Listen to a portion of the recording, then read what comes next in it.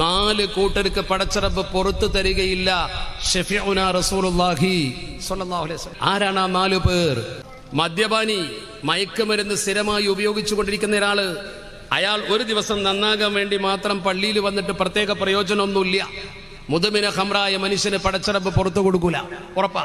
രണ്ടാമത്തേത് ഉമ്മയെയും ഉപ്പയെയും വെറുപ്പിക്കുന്നവൻ. മൂന്നാമത്തേത് വളരെ പ്രധാനമാണ്, ഖാതിഉർ റഹിം, കുടുംബ ബന്ധം മുറിക്കുന്നവൻ. വളരെ ഗൗരവത്തോടെ ചിന്തിക്കണം. മൂന്നാമത്തേത് അതാണ്. നാലാമത്തേത് മുഷാഹിൻ, ഒരു കാരണവുമില്ലാതെ തമ്മിൽ തെറ്റി നിൽക്കുന്ന മനുഷ്യൻ.